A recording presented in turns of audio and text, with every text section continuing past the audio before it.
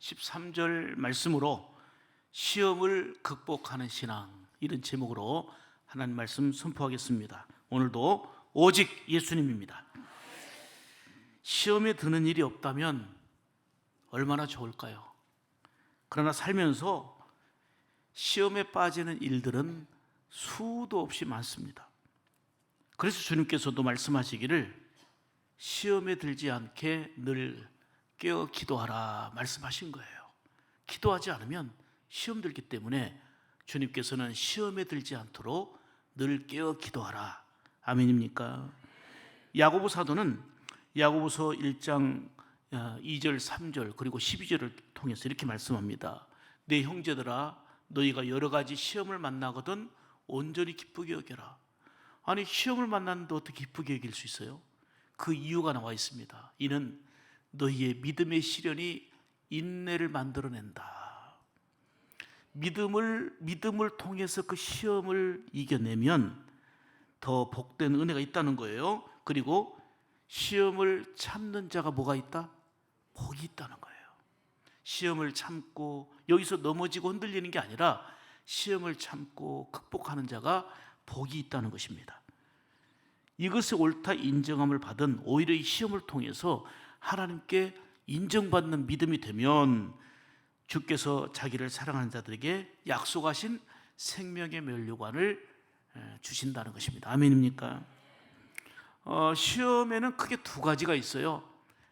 첫째는 그 시험, 테스트한다고 하는 시험과 연단이 있습니다. 이거는 하나님이 그 사람의 신앙을 평가하는 내용입니다. 그게 고통이긴 하고 힘들기는 하고 어렵기는 하지만 이 시험을 잘 통과하면 하나님께 더욱더 인정받는 거예요. 아브라함의 믿음을 보기 위해서 아들 이삭을 바쳐라. 엄청난 고난이고 시련이에요. 차라리 나를 바치고 싶지 우리 아들을 어떻게, 그것도 번제로 죽이라는 건데. 그렇지만 아브라함의 믿음을 테스트하신 거예요. 고난 가운데 몰고 가고 역경 가운데 몰고 가는 하나님이 아니라 그 과정을 통해서 결국은 믿음으로 인정받는 계기가 됐던 거지요. 아브라함, 욥, 그리고 요셉이나 복음 전하다가 고난당하고 수많은 어려움을 겪었던 바울처럼 그래서 믿음으로 이겨내는 자가 되어야 될 줄 믿습니다. 또 하나는 유혹이에요. 유혹. 하나님은 시험하시되 절대로 유혹하지 않으세요. 그런데 우리 단어로는 똑같이 시험이라는 단어를 쓰는데 이 단어는 크게 말하면 테스트 혹은 연단이라는 단어하고 그리고 유혹이라는 단어로 나눠져요. 하나님은 우리를 테스트는 하기도 하지만 때로는 시련을 통해서 연단을 받도록 허용을 하시지만 우리를 유혹하시는 분은 아니세요. 유혹은 마귀가 하는 거예요. 유혹은 마귀가 주는 거예요. 보디발의 아내가 하는 유혹이 바로 그 템테이션 유혹이에요. 다윗이 밧세바를 보고 유혹에 빠지고 넘어진 거, 이게 바로 시험이에요. 아나니아와 삽비라도 하나님께 충성되이 여기며 헌신하고 헌금하기로 했다가 갑자기 아까운 생각 들어가지고 유혹에 빠져서 헌금의 일부를 살짝 감춰둬 버렸어요. 그런데 이거는 성령님을 속인 거라 해서 책망받고 진노를 받았습니다. 여러분, 시험은 힘든 고통이 따릅니다. 우리가 살면서 시험만 없다면 얼마나 좋을까요? 시험거리만 없다면 살만하죠. 그런데 모든 사람에게는 어김없이 예외 없이 유혹이든 시련이든 테스트든 연단이든 시험이라는 과정은 누구에게나 있습니다. 중요한 것은 이 시험의 근원이 뭔가, 그리고 시험의 특성이 뭔가, 이거를 성경을 통해서 말씀한 바를 바로 알고 대처해 나가는 지혜와 능력이 우리에게 필요한 줄 믿습니다. 그래서 먼저는 시험을 우리가 극복하려면 첫째로 시험의 근원을 알아야 된다는 거예요. 시험이 어디서부터 오는 건가, 이 근원을 알아야 되는데 첫 번째 시험의 근원은 마귀입니다. 사탄이 주는 거예요. 사탄은 우리를 테스트하는 게 아니에요. 연단을 통해서 정금보다 빛나는 믿음의 사람으로 만들어가는 게 사탄이 아니에요. 사탄은 우리를 유혹해서 우리를 넘어지게 해서 하나님을 대적하게 하고 결국은 하나님이 주시는 은혜와 복을 잃어버리게 만드는 게 바로 사단의 목적이란 말이에요. 영적인 존재인 사탄은 무슨 뜻이냐면 대적한다는 뜻이에요. 하나님을 대적하는 게 사탄이고 하나님을 대적하게 하는 것이 바로 사탄의 임무입니다. 그래서 사탄의 시험을 받게 되면 하나님과 멀어지는 일을 하게 되고, 사랑하라 하는데도 사랑하는 게 아니고 미워하게 되고, 축복하라 하는데도 저주하게 되고, 사탄이 좋아하는 일만 하고 사는 거예요. 그 길은 멸망의 코스예요. 지금은 좋아 보이고 즐거워 보여도 반드시 멸망해요. 그게 성경이에요. 그래서 멸망에서 돌이켜서 시험을 이기고 마귀의 유혹을 물리치고 하나님의 자녀로서 복된 자리를 지키라 말씀하는 거예요. 사단의 특성은 불신앙과 거짓과 부도덕이에요. 그래서 사람을 시험 들게 만들고 하나님과 멀어지게 만들고 하나님이 기뻐하시는 것과는 거리가 멀게 만들어서 불순종의 삶을 살게 만드는 거, 이게 바로 사단이 주는 시험의 목적이고 시험의 근원은 바로 사단에게 있다는 거예요. 자, 요한복음 8장 44절을 보시죠. 한번 같이 읽죠. 시작. 너희는 너희 아비 마귀에게서 났으니 너희 아비의 욕심도 너희도 행하고자 하느니라. 저는 처음부터 살인한 자요 진리가 그 속에 없으므로 진리에 서지 못하고 거짓을 말할 때마다 제 것으로 말하나니 이는 저가 거짓말쟁이요 거짓의 아비가 되었음이라. 이러 보세요. 사탄은 달콤한 말로 유혹하지만 하나님 주신 행복한 에덴 동산을 잃어버리게 만들었어요. 불행을 갉아먹고 행복을 주는 것처럼 속이지만 결국은 사단의 말을 들으면 행복을 빼앗기게 되고 갉아먹게 되는 거예요. 하나님의 말씀을 의심하게 만드는 게 바로 사탄이고 하나님의 말씀을 받아들이지 못하도록 방해하는 게 사탄이에요. 하나님과 대적하게 하고 진정한 소망과 행복을 잃어버리게 만드는 게 바로 사단이 하는 일입니다. 여러분 보세요. 성령으로 충만하고 금식하며 기도했던 예수님에게까지 찾아온 게 바로 사탄이에요. 그러면 예수님을 찾아와서 흔들어대고 시험했던 사탄이 우리가 기도한다고, 우리가 사명 감당한다고, 우리가 주의 일 한다고 우리에게 다가오지 않겠어요? 더 넘어뜨리려고 하는 거예요. 봉사 못하게 하고 축복 못하게 하고 사랑 못하게 하고 하나님이 기뻐하는 일을 못하도록 방해하는 거예요. 여기에 속고 넘어가면 그게 불행한 거예요. 그래서 사단을 대적하라, 물리쳐라, 깨달아라, 분별력을 가져라. 성경은 곳곳에서 말씀하고 있는 거 아닙니까? 자, 보세요. 똑똑하고 능력 있는 예수님의 제자인 가룟 유다가 왜 넘어졌습니까? 왜 배반자의 상징이 되고 말았습니까? 요한복음 13장 2절에 보면, 자 보세요. 시작. 마귀가 벌써 시몬의 아들 가룟 유다의 마음에 예수를 팔려는 생각을 넣었다. 여러분 보세요. 마귀가 그 생각을 넣은 거예요. 여러분 왜 미워하는지 아십니까? 왜 사람들 만나서 수근수근하고 남 비방하는 줄 아십니까? 마귀가 그 생각을 지배해버리니까 그런 거예요. 아, 내가 지금 마귀의 밥이 되고 있구나. 듣는 사람도 마귀의 밥이고 말하는 사람도 마귀의 밥인 거예요. 가룟 유다가 얼마나 똑똑한 사람입니까? 예수님의 사랑과 은혜를 얼마나 많이 받은 자입니까? 마귀가 가룟 유다의 생각 속에 예수를 팔아 집어넣은 거예요. 우리의 생각이 마귀에게 지배받지 않도록 하는 게 승리인 줄 믿습니다. 사단은 말씀이 제대로 들어오지 못하도록 온갖 방해를 합니다. 누가복음 8장 12절 보시죠. 시작. 길가에 있다고 하는 것은 말씀을 들은 자니 이에 마귀가 가서 그를 믿어 구원을 얻지 못하게 하려고 말씀을 그 마음에서 빼앗는 것이요. 보세요. 씨 뿌린 비유를 통해서 말씀하는 건데 말씀을 듣긴 들어요. 좋아, 괜찮아. 그런데 그 말씀을 뿌리 내리지 못하도록 사단이 그 말씀을 빼앗아가는 거예요. 하나님의 말씀이 전파되어질 때에 말씀 듣는 자 중에 성령이 임하는 거예요. 놀라운 역사가 임하는 건데, 말씀 듣는 중에 시험 들게 만들고 말씀 듣는 중에 의심하게 만들고 말씀을 듣는데 그 말씀을 빼앗아가는 게 누가 한다고요? 사단이 하는 거예요. 그러므로 하나님의 말씀을 빼앗긴다는 거 이처럼 불행한 일 없어요. 왜요? 가장 영광스러운 자리, 축복의 자리, 예배의 자리 우리가 임했는데 이 말씀을 빼앗아가고 방해하는 게 바로 사단이에요. 아멘입니까?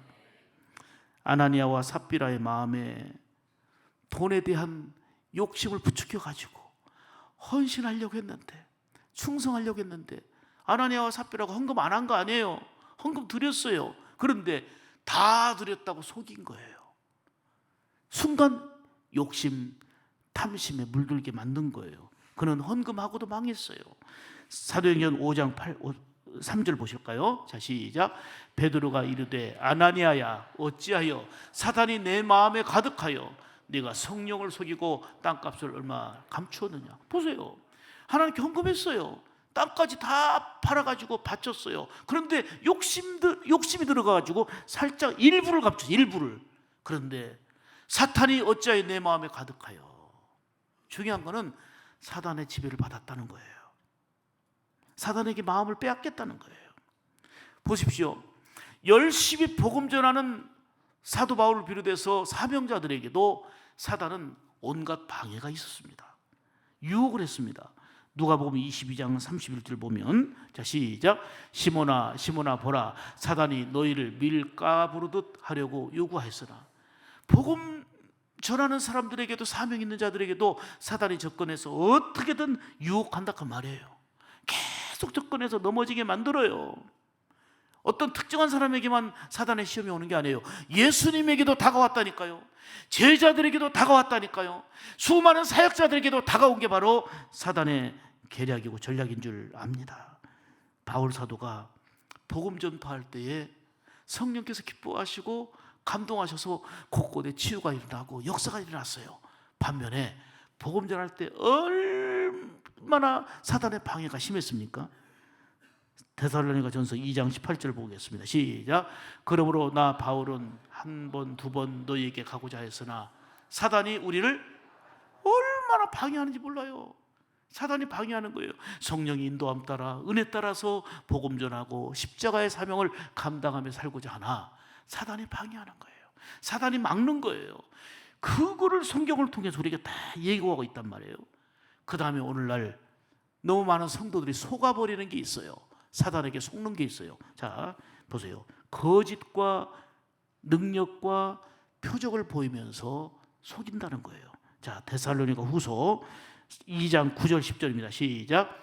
악한 자의 나타남은 사단의 활동을 따라 모든 능력과 표적과 거짓 기적과 불의의 모든 속임으로 멸망하는 자들에게 있으리니 이는 그들이 진리의 사랑을 받지 아니하여 구원함을 받지 못함이라. 아멘. 자, 말씀 그대로 두세요.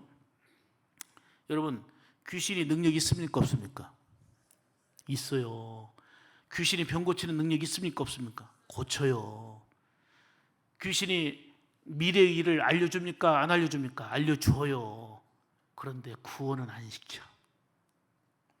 여러분, 병 고침 받는 게 중요한 게 아니에요. 미래의 내용을 아는 게 중요한 게 아니에요. 사람들은 그런 걸 손에 쥐듯이 알려고 하는데 하나님이 알게 하시는 것만 알면 되는 거예요. 사단은, 귀신은 어떻게 알려주는지 아세요? 귀신같이 알려줘요. 사단은 귀신은 얼만큼 아는 줄 아세요? 귀신같이 알아요. 기가 막히게 알아요. 다 알아요. 알려줘요. 생일만 말해도 다 알아요. 거기에 속으면 안 돼요. 그렇게 알게 해서 결국은 아까 말씀한 대로 구원의 길이 아니라 구원을 받지 못하게 하고 멸망의 길로 가게 만드는 게 사단이에요. 특별히 더 거짓과 능력과 표적을 나타낸단 말이에요. 내가 아프고 병든 채로 있어도 예수 그리스도를 변함없이 믿고 살아가면 그게 복인 거예요. 그러나 우리 주님은 영혼을 구원하실 뿐만 아니라 육신도 치유해 주시지만 사단은 더 거짓과 표적과 능력으로 현혹을 해서 야, 여기가 마치 천국 세계가 있는 것처럼. 아니에요. 예수님 계신 곳이 천국이에요. 어느 어두운 특정한 지역이 천국이 아니라 예수님 계신 곳이 천국이에요. 그럼 밝게 사는 거고 변화 있게 사는 거고. 옛날에는 감사를 잃어버렸는데 오른쪽 팔이 아직도 안 움직여도 감사가 충만한 거, 이게 예수로 충만한 거예요. 그런데 오른쪽 팔도 낫게 되고 더 활보할 수 있으니 더욱더 감사할 일이 더 많아지는 거죠. 아멘. 절대로 사탄의 활동을 따라 모든 능력과 표적과 거짓과 불의의 모든 속임으로 멸망하는 자들에게 있으리니 한 말씀을 기억해야 돼요. 하나님의 살아계신 말씀을 바로 깨닫고 그 시험의 근원이 어디서 오는가를 분명하게 알아야 될 줄 믿습니다. 더 중요한 것은 사탄은 광명한 천사로 위장해요. 여러분, 사탄을 생각하면 옛날 우리는 반공교육을 받았잖아요. 어릴 때 반공교육을 받으니까 북한 공산당 하면 저희 할아버지도 북한 공산당의 총에 맞아 돌아가셨어요. 예수 믿는 자들을 무자비하게 죽이고, 그 북한 공산당에 의해서 죽은 사람도 얼마나 많아요. 그래서 그때는 텔레비도 없을 때고 북한 공산당 하면 그냥 뿔 달리고 뭔가 시커멓고 악마적인 줄 알았더니 귀순 용사를 보면서 깜짝 놀랐어요. 우리하고 똑같거든. 이상한 사람인 줄 알았는데.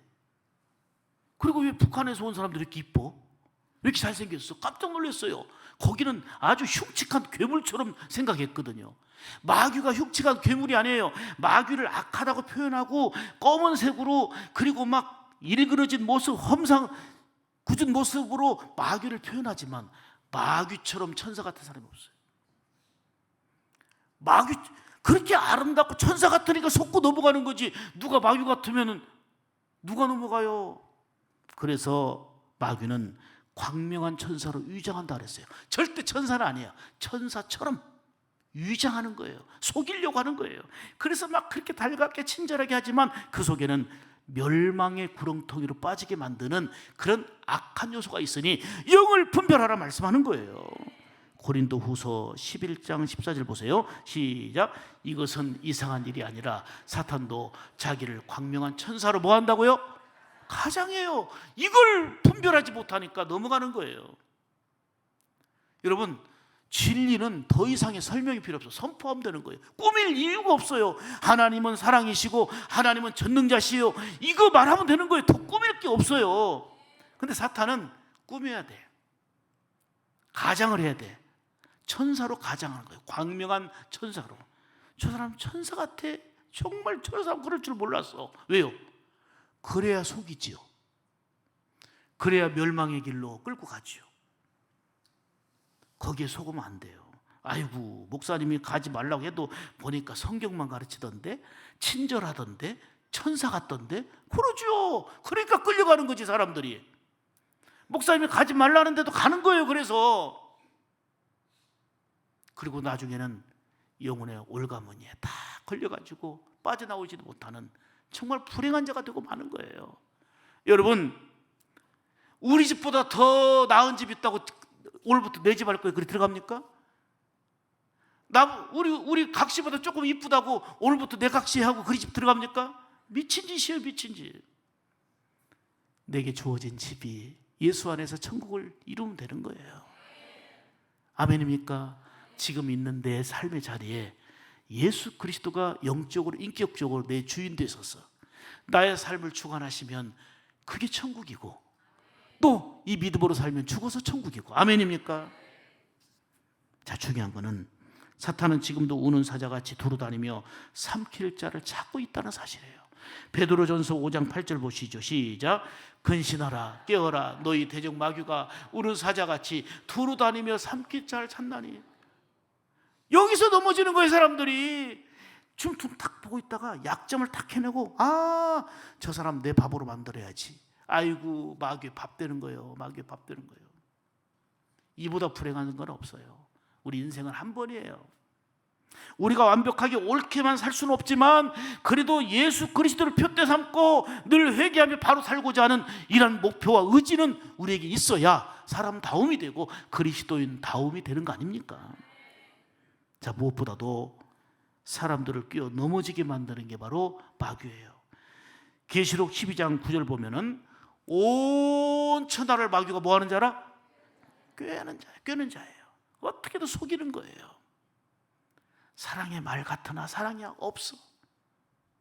축복된 말 같지만 그 속에는 멸망과 저주가 있어. 마귀에게 속는 자가 되지 말아야 돼요. 우리는 이 말씀을 통해서 깨닫는 것은 우리의 시험의 근원은 바로 사탄이다. 우리의 시험의 근원은 마귀다. 이 사탄을 바로 알고 대적하는 그러한 삶이 되기를 주의 이름으로 축복합니다. 시험의 두 번째 근원은 우리의 삶의 환경이에요. 내가 지금 살고 있는 환경, 이게 바로 시험의 근원이에요. 자, 요한 1서 2장 15절 16절 봅니다. 시작. 이 세상이나 세상에 있는 것들을 사랑하지 말라. 누구든지 세상을 사랑하면 아버지의 사랑이 그 속에 있지 아니하니 이는 세상에 있는 모든 것이 육신의 정욕과 안목의 정욕과 이생의 자랑이니 다 아버지께로 쫓아온 것이 아니요 세상으로. 그렇습니다. 여러분 보세요. 세상 살만하잖아요. 얼마나 잘 살게 됐어요. 얼마나 번쩍번쩍하고 얼마나 넉넉하고 얼마나 풍성하고 얼마나 번영된 삶을 우리가 살고 있습니까?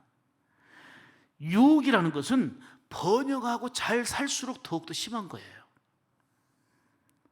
거지의 소원이 있어요. 거지의 소원은 깡통에 페인트 칠하는 거래요. 거지의 소원은 깡통에 페인트 칠하는 거예요. 소말리아나 저 가난한 나라는 나이트클럽도 없어요. 폭력배도 없어요. 저 가난한 나라, 기운도 없고. 어디서 유혹이 있고 죄를 범하느냐? 넉넉한 환경, 풍성한 환경, 거기에 향락이 있고 죄악이 있고 폭력이 있고 온갖 죄악이 다 있는 거예요. 전도서 1장 8절에 이렇게 말씀합니다. 같이 읽죠. 만물의 피곤함을 사람이 말로 다 할 수 없나니 눈은 보아도 족함이 없고 귀는 들어도 차지하는도다. 이래요. 우리가 만족하고 감사하며 살아야 되는데 우리 눈은 보아도 만족함이 없고 귀는 들어도 성에 차지 않는 거예요. 아무리 많이 보고 들어도 더 많이 가져도 만족과 감사를 모르는 내 삶의 환경이 시험의 근원이다 그 말이에요. 또 하나는 시험의 근원은 인간의 부패한 본성이에요. 야고보서 1장 14절 15절 보겠습니다. 시작. 오직 각 사람이 시험을 받는 것은 자기 욕심에 끌려 미혹됨이니. 자, 시험 왜 받아요? 결국 자기 욕심이에요. 타락한 자기의 본성이에요. 본성. 욕심이 잉태한 즉 죄를 낳고 죄가 장성한 즉 사망을 낳는다 그랬잖아요.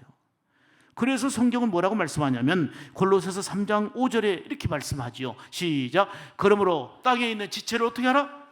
죽이라는 거예요.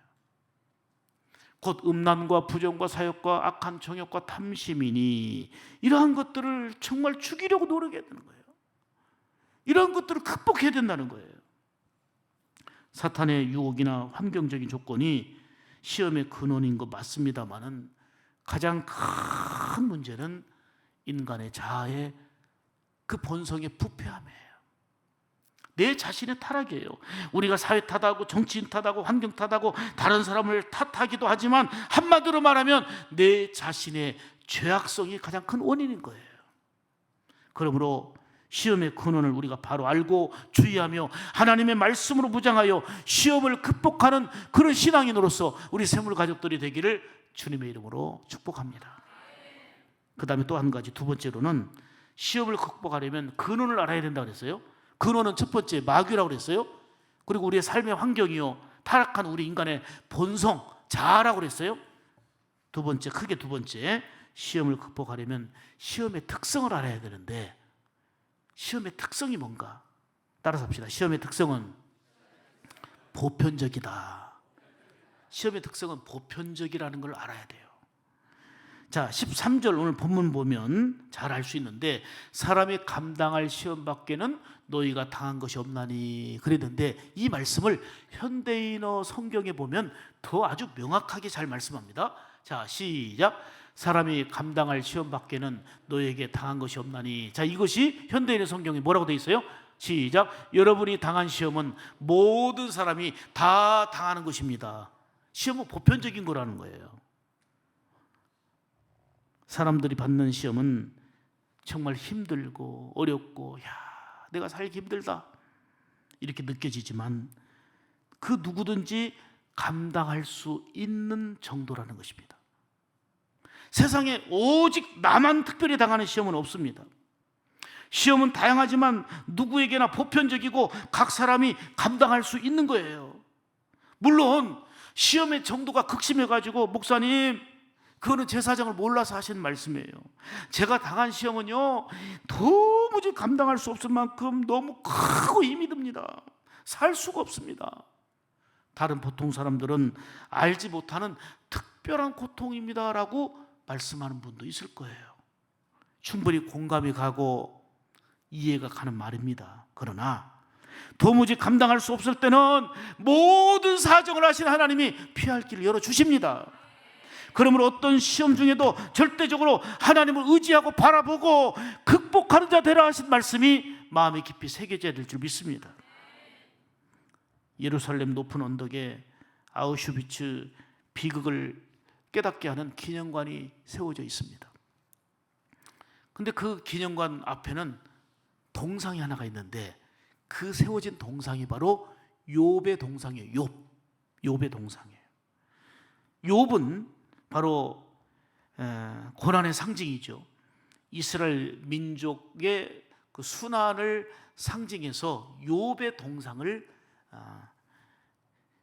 아우슈비츠 기념관 앞에 세워놓은 겁니다. 자, 욥의 시련 아주 특별한 불행같이 보입니다. 하루아침에 자녀를 다 잃어버려요. 하루아침에 재산을 다 잃어버려요. 어느 순간에 몸은 병들어 만신창이가 돼버려요. 아주 특별한 고난입니다. 그런데 이러한 고난, 이러한 시험 역시 누구나 당할 수 있는 일이고 또한 감당할 범위 안에 있다는 것입니다. 여러분, 재산을 잃어버리는 일은 보편적인 일입니다. 사기당하고 부도당하는 일들도 허다합니다. 자식을 잃는 일, 그리고 사랑하는 가족을 생각지도 않게 떠나보내는 일이 여러분 많이 있습니다. 어쩌다 하나 있는 게 아니고 흔한 일입니다. 여러분, 2022년도 작년 통계인데 한 해 출생자가 24만 9천 명입니다. 몇 명이라고요? 24만 명 정도 돼요. 그런데 사망자는 몇 명이에요? 37만 2천 명이에요. 출생자보다 사망자가 훨씬 많아요, 지금 우리나라가. 매일 1021명이 죽고 있어요. 자고 나면 1021명이 죽은 거예요. 놀라지도 않네. 병들어 죽고 교통사고로 죽고 이렇게 죽는 일, 건강 잃어버린 일은 어떤 특별한 일이 아니고 보통 있는 보편적인 일이라 그 말이에요. 그러므로 내가 직면한 시험과 시련이 힘들다고 그것 때문에 나는 세상 모든 짐을 다 혼자 짊어지고 가는 것처럼 원망하고 낙심하고 넘어지지 말라는 거예요. 베드로전서 4장 12절에 말씀하지요. 시작. 사랑하는 자들아, 너희를 연단하려고 오는 불시험을 이상한 일 당하는 것 같이 이상히 여기지 말고, 불같은 시험이 있지만 이상한 일 당하는 것처럼 여기지 말라는 거예요. 보편적인 거라는 거예요. 13절 보세요. 시작. 오히려 너희가 그리스도의 고난에 참여하는 것으로 즐거워하라. 고난을 믿음으로 이겨내라는 거예요. 예수 그리스도 안에서 승리하라는 거예요. 여러분, 내게 있는 시험도 내가 정말 감당하기 너무 힘들다, 어렵다 싶은 그런 시련도 있지만 누구나 당할 수 있는 보편적인 일로 나 또한 감당할 수 있는 것임을 알고 믿음으로 승리하는 출발점이 되기를 주의 이름으로 축복합니다.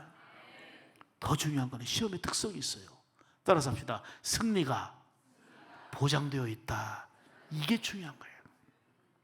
우리가 믿음을 가지면 무너지고 죽을 것 같지만 승리가 보장되어 있다 그 말이에요. 믿는 자에게 주어진 은총인 줄 믿습니다. 오늘 13절 같이 믿음으로 고백합니다. 시작. 사람이 감당할 시험 밖에는 너희에게 당한 것이 없나니 오직 하나님은 미쁘사 너희가 감당하지 못할 시험당함을 허락하지 아니하시고 시험당할 즈음에 또한 피할 길을 내사 너희로 능히 감당하게 하시네. 크게 아멘 합시다.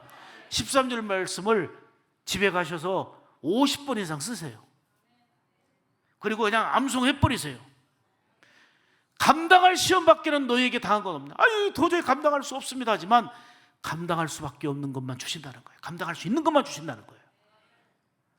감당하지 못할 시험은 허락하지 않으시고 도무지 감당하지 못할 때는 하나님께서 피할 길을 주시고 함께 하셔서 결국은 감당하게 하신다 그 말이에요. 아멘입니까? 사람은 힘들고 어려운 시험을 겪고 있어도 믿음으로 사는 자에게는 반드시 승리가 보장되어 있습니다. 그래서 우리는 믿음으로 찬송하며 이렇게 고백하는 거예요. 믿음이 이기네, 믿음이 이기네, 주 예수를 믿음이 온 세상 이기네. 뭐가 이긴다고요? 내 의지가 아니에요, 내 환경이 아니에요, 내 담력이 아니에요. 믿음이 이기는 거예요. 그러므로 시험에는 승리가 보장되어 있다는 것을 분명히 우리가 확신할 것은, 하나님은 신실한 분이기 때문이에요. 하나님의 약속은 반드시 지키셔요. 아멘이죠? 신실하신 하나님은 약속하신 것을 끝까지 책임져 주시고 지켜주십니다. 자녀를 결코 시험에 넘어져 망하게 내버려 두지 않으십니다. 그래서 로마서 8장 39절에 보면, 다른 어떤 피조물이라도 우리 주 그리스도 예수 안에 있는 하나님의 사랑에서 끊을 수 있다 없다? 다 끊어질 것 같아. 끊어질 것 같은 절망감과 고독감과 이루 말할 수 없는 힘든 상황에서도 하나님은 이렇게 말씀하셨어요. 절대로 끊어지지 않도록 내가 붙들어 주마, 내가 함께 하마. 아멘. 그리고 시험이 승리가 보장되어 있다는 것은 뭐냐면, 아까 말씀드린 대로 감당할 정도의 시험만 허락하시기 때문이에요. 우리가 당하는 시험 중에 어떤 거는 쉬워 보이고 어떤 건 너무 무겁고 힘들어 보일 때가 있습니다. 그렇지만 감당치 못할 시험은 없어요. 내가 도무지 감당할 수 없다 할 때에 하나님께서는 은혜로 건져주시고 함께 하시고, 그 다음에 말씀드리는 게 피할 길을 열어주신다는 거예요. 제가 영화를 자주 보는 편은 아니지만, 그래도 유명한 영화는 제가 영화관에 못 가면 그 영화 내용을 검색해서 제가 이런 내용이구나 파악을 해요. 영화관에 못 가니까 그렇게라도 해야지. 근데 스티븐 스필버그 감독의 그 해리슨 포드 주연의 이 인디아나 존스, 제가 이 영화를 검색을 해봤어요. 어떤 사람은 이 영화를 보고 스릴 넘치는 것을 재밌게 봤는데, 옛날에 한번 본 것 같긴 하지만 인디아나 존스 한번 더 보고 싶어요. 정말 스릴 있는, 그리고 재미있는 영화입니다. 그런데 보면 영화에는 변치 않는 원칙이 있어요. 시나리오에는 원칙이 있다 그 말이에요. 시나리오대로 되는 거예요 이거. 여러분들이 암에 걸린 그 드라마 주인공 보면서 교회에서 기도해도 소용없어. 시나리오대로 돼. 어떤 사람은 살려주옵소서, 살려줘. 그래서 왔더니 가족 중에 누가 죽은 줄 알았더니 영화 주인공이 죽는다는 거예요. 드라마 주인공이. 자, 어떤 원칙이 있느냐? 악당이 등장해서 끈질기게 주인공을 괴롭히고 죽이려고 온갖 노력을 다해. 두 번째, 왜 이렇게 위험한 장면이 많아요? 고고학자인 주인공이 유물을 찾으려고 가는 중에 갑자기 복잡한 미로가 나타납니다. 그리고 함정이 나타나고 보는 사람들이 깜짝 놀랄 만큼 화살이 딱 날아옵니다. 근데 안 맞아. 뱀이 등장하고 독약이 등장합니다. 그냥 죽어도 10번, 20번 죽을 것 같아. 세 번째 원칙, 그러나 수많은 위험 속에서도 주인공은 절대로 죽지 않는다는 거예요. 함정에 빠지거나 막다른 골목에 이르러서도 벽을 만지고 더듬다 보면 거기서 비밀문이 싹 나타나요. 기가 막히게 나타나요. 어이구, 주인공 죽었다 생각했더니 보니까 벽을 더듬는 순간 갑자기 비밀문이 싹 열려요. 와, 스릴 넘치죠. 독약이 있어갖고 독약을 마셔서 주인공이 죽을 뻔했는데, 먹을 뻔한 걸로 끝나고 결국은 이 독약은 누가 먹냐? 악당들이 먹어요. 지진이 납니다. 동굴이 무너져갖고 위험한 상황에서도 주인공은 죽을 뻔하지 탈출합니다. 결국은 거기 무너져 죽는 사람들은 악당들입니다. 누가 추천해서 제가 봤는데 밀수란 영화 보세요. 거기도 다 죽을 뻔하는데 안 죽고 살아나요, 주인공은.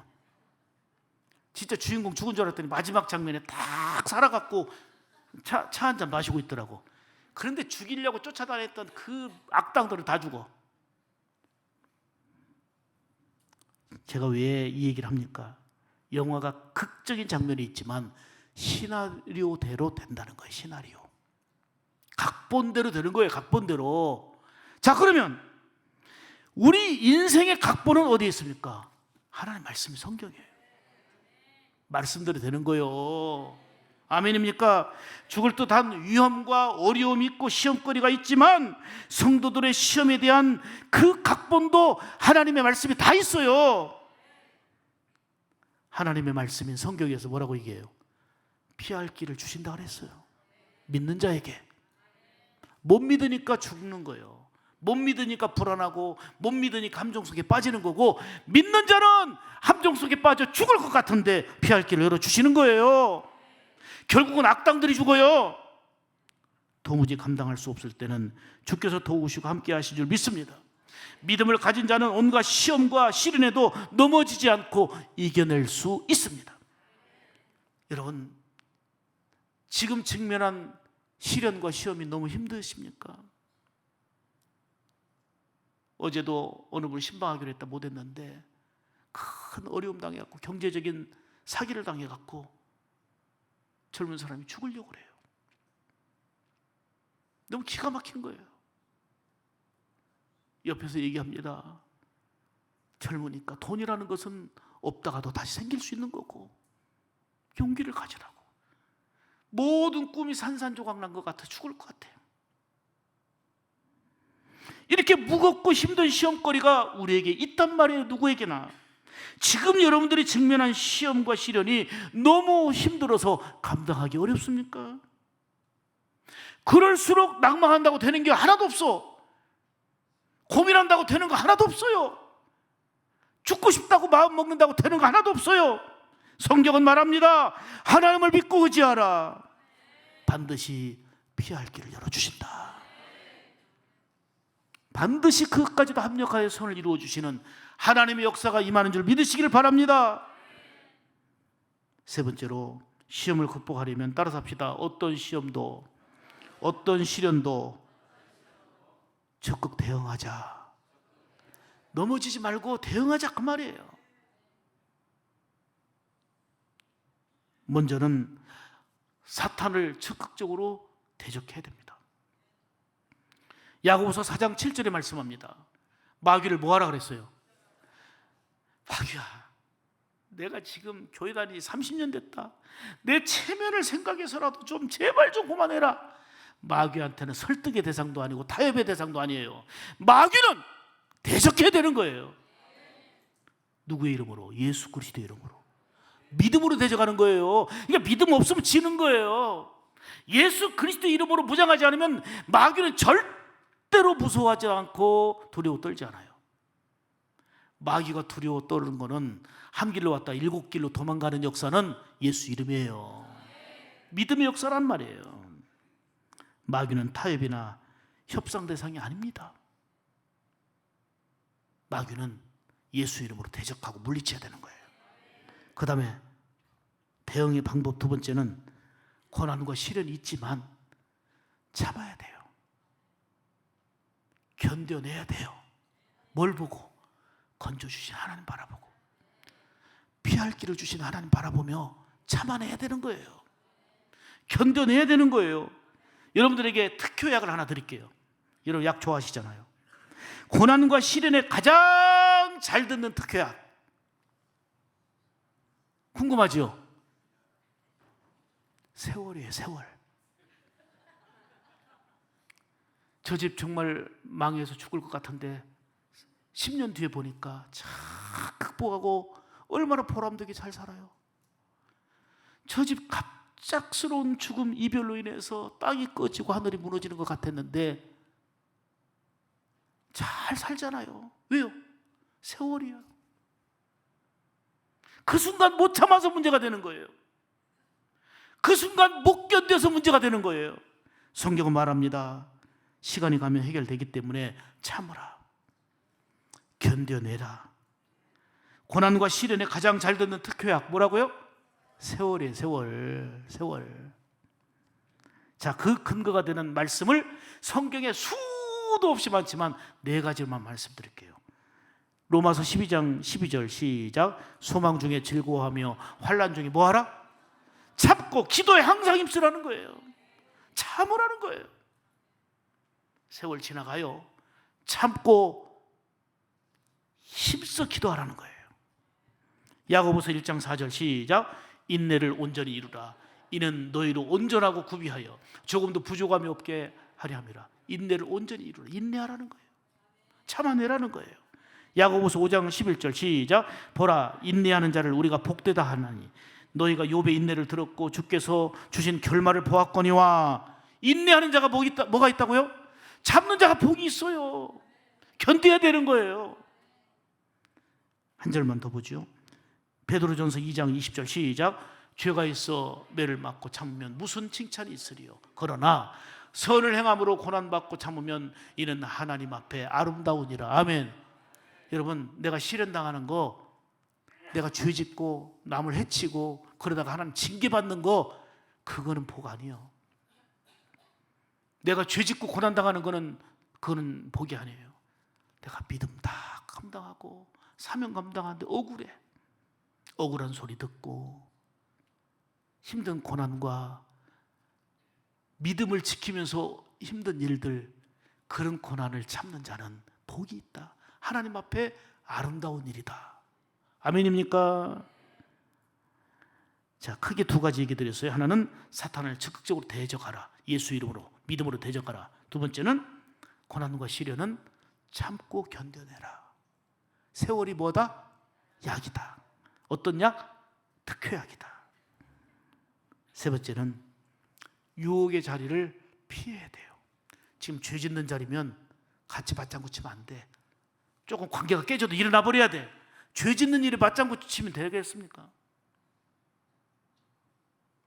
예수 모를 때는 그러지만, 살아계신 하나님을 모를 때는 맞장구 치며 죄 짓지만, 죄 짓는 자리는 일어나 버려야 돼.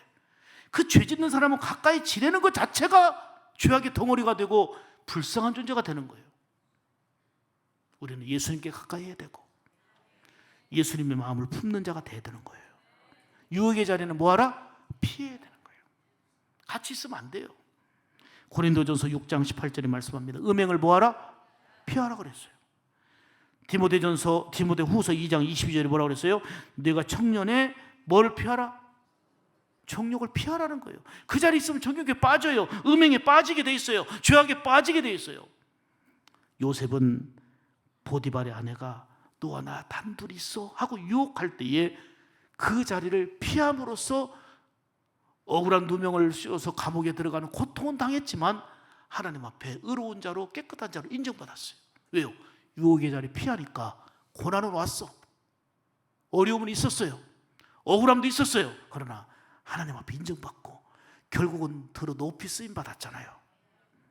반대로 다윗은 눈으로 정욕을 보고 피하지 못하고 오히려 밧세바를 향하여 가까이 다가갔어요. 밧세바를 다가오게 했어요. 유혹을 피하지 못했어요. 그래서 넘어진 거예요. 다윗이 하나님 앞에 얼마나 통해자 보겠습니까? 침상을 적시며 눈물로 하나님 앞에 얼마나 회개하고 또 하나님께 징계를 받았습니까? 그러면서 회개할 때 하나님이 새롭게 인정해 주셨고 내 마음에 합한 자라고 하신 거지, 다윗이 죄가 없어서 깨끗한 자가 아닌 거예요. 진정으로 회개하고 변화가 일어난 거죠. 어떤 시험을 만나도 넘어지지 않고 이기려면 유혹의 현장에서 피하고 멀리 해야 하는 것입니다. 모든 시험은 하나님의 허용 범위 안에서 발생한다는 걸 기억하셔야 됩니다. 그리고 하나님은 시험을 허용하는 목적이 있어요. 왜 이렇게 목사에게 고난이 있고, 왜 이렇게 사명자에게 고난이 있고, 왜 이렇게 특별히 믿음으로 봉사하며 섬기며 헌신하는 사람에게 고난이 있는가요? 하나님, 시험을 허용하는 목적이 있어요. 그걸 통해서 하나님의 뜻을 실현하고자 하는 것입니다. 바울이 매맞고 감옥에 갇힌 것을 통해서 패배자 같았지만 오히려 간수장이와 그 온 가족을 구원하려는 하나님의 뜻이 있었어요. 요셉이 형들에게 배신당하고 어려움당하는 그야말로 모든 청춘이 무너지고 꿈이 산산조각 나는 것 같았지만 결국은 요셉을 통해서 야곱 집안을 이끌어내시고 큰 민족을 이루게 하시려는 하나님의 뜻이 있었던 거예요.